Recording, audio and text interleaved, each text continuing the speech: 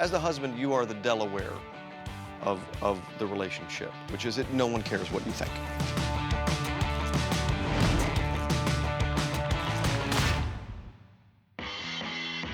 The dudes group is a very important part of the movie, and it's a very clear representation of how guys feel about pregnancy. It's still on the other side. Stay on that side, Alex. This is the side where happiness goes to die. They meet in a situation every week in the park where they're able to speak very openly and very honestly about what's going on in their world. You drop your kid off a changing table?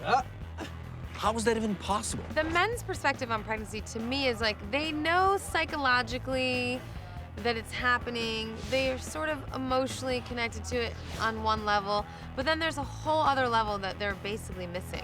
And I find in this movie we do a great job of really delving into the psychological stuff, like, you know, wow, like it's so much responsibility, and what is this gonna mean for my relationship, and what does this mean about the type of man that I'm gonna be? What's up, man? You terrified? Because you should be. The stories aren't given to the audience just from the perspective of the mother and what she's going through, but also what the father has to go through. The emotional, the physical. It's called Kubad syndrome or sympathetic pregnancy. It's called a crutch. We did have a table read early on and knew that we were like really onto something with that storyline. Chris Rock is total genius, so if you have him involved and basically just say like you can do stand-up about what it's like to be a father, he's gonna have a lot to contribute. You know, I never used to use that word for that part of the body, but trust me, once a baby comes out of it, it's a vagina. And then adding Tom and Rob and Amir, it was really special. Babies are like a pyramid scheme, basically. People who have babies want you to get into the cult that they're already in. And the reason is because kind of misery loves company. Oh, you must be ecstatic every second of every day. Every day, every second. Chris kept trying to convince me to have children, which I didn't understand the pressure. He's like, you gotta do it. It's gonna change your life. And I was like, no, I know. That's why I don't want to do it. When you got kids, you always have a place to go. You always have an appointment. Your night's never free. Your day's never free. You know? If your phone rings, you always have to check it. Whoa! What is that? Saturday morning is sort of escape from everything you're meant to do when you're a parent and the ability to go off and vent. The joys of your life go from sort of big, exciting things like, wow, I just went hang gliding, or wow, I just had sex in a hotel in Paris. That's out the window. But like 8 minutes of peace and quiet. Going to the bathroom all by yourself and not having to take someone or carry someone or have someone in a Bjorn. He's obviously joking. When you got kids, you know, sleep is very valuable. So everything's calculated by, okay, we're out and this is fun, but if I don't get home and get some sleep, I'm gonna be really beat down in the morning. It's 9:30, guys. It's 9:30. We gotta go. Yeah, we gotta go. It's 9:30. No, we gotta go. It's 9:30. Wait, put your drink down. We're going. Once you basically just embrace the idea that you're a walking zombie who's working on 2 or 3 hours of sleep, little things become very important, like the dad's group in the film, which is time that they get to just sort of hang out and be themselves. There's a lot of people pregnant.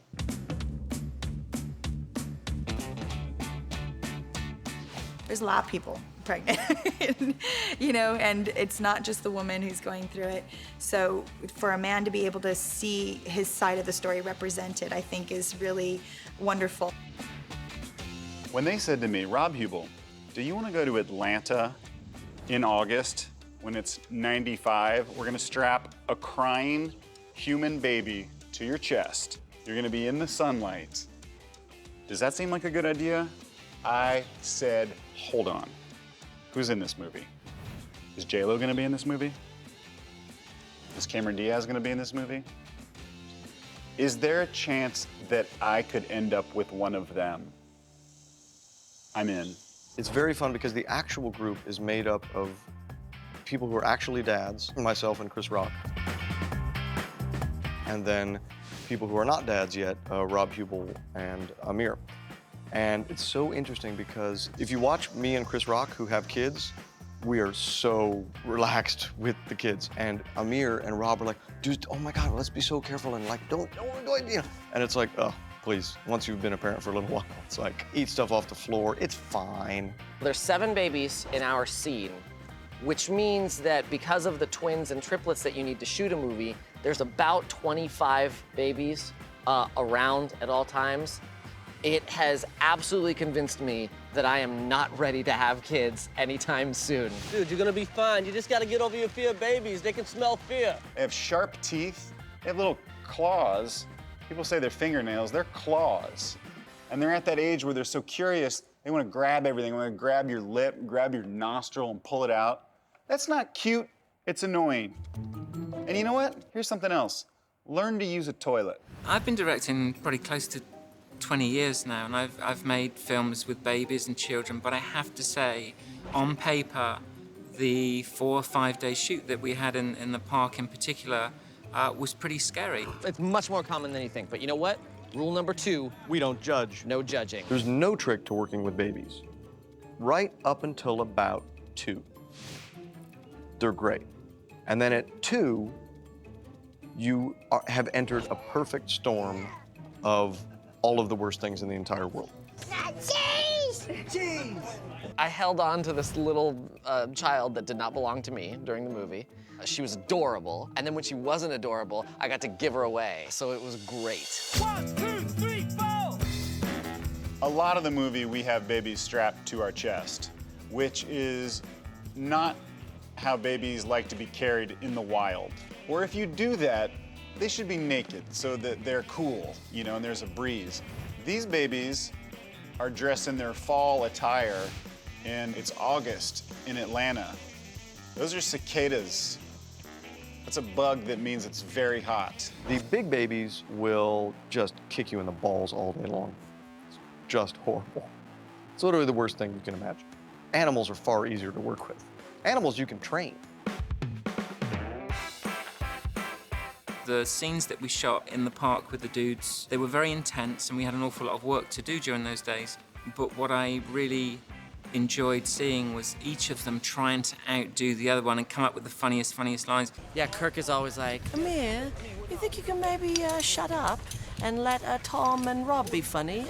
Amir, why don't you hang out of this scene and let Tom say something? Amir, it's really funny when Chris says that line, but when you say it's not funny at all. the thing that had me laughing the most was not even something that was in the script or ad-libbed for the script, but Tom Lennon had this stupid bit that he did in between takes where he would tell Rob Hubel that he had signed him up for some sort of volunteer activity.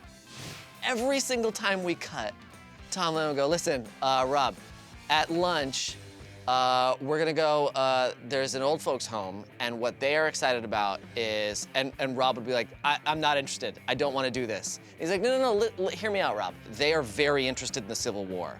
And Rob's like, we don't have to read to them, do we? And Tom's like, no, we don't.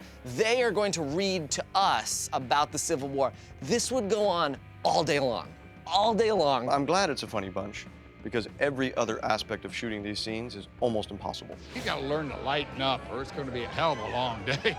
I've been improving for a long time, so I'm very comfortable improving, but improving with Rob Hubel, Tom Lennon, and Chris Rock, guys who've been doing it a lot longer than I, and who, frankly, are some of the funniest guys out there, was pretty daunting.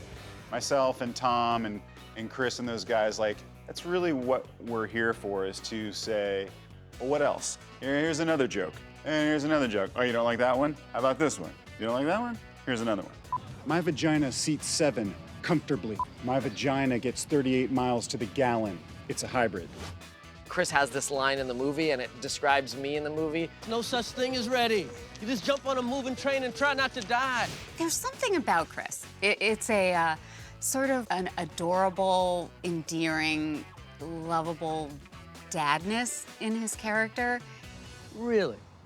Vic is like the head guy, and a lot like Chris Rock, he has it all figured out, and he always has a really hilarious way of explaining it all. My woman gave birth doggy style. I'm pretty hands-on. I take my kids I pretty much don't leave the house without at least one child with me. I love the part where the dudes see Wendy and Gary walking through the park trying to get the Labor Party started, and he yells out, "Tweak our nipples." We're here every Saturday, bro. Tweak the nipples. Okay, sounds good. My character admires Davis. Tom Lennon's character, Craig, is in love with Davis.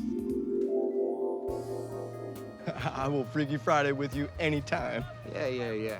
Film. Now, in the script, it certainly says that we love the character of Davis.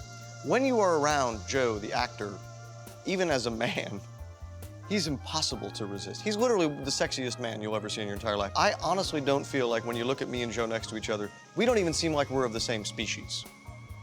He literally fell down off of Mount Olympus, literally where the gods live.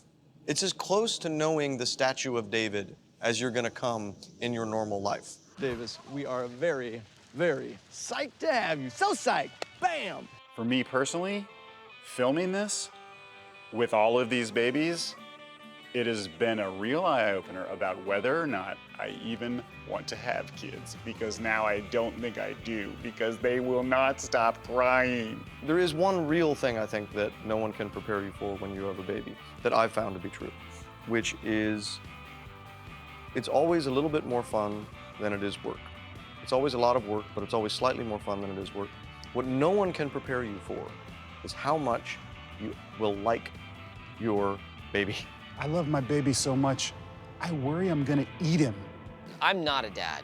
So doing this movie, I learned that being a dad is incredibly difficult and not something I ever want to do, ever. Maybe I will adopt like a 16-year-old and just have the last couple years, send him off to a community college, really inexpensive, and then have him over for Thanksgiving and Christmas. And then they can wipe my butt when I'm 60.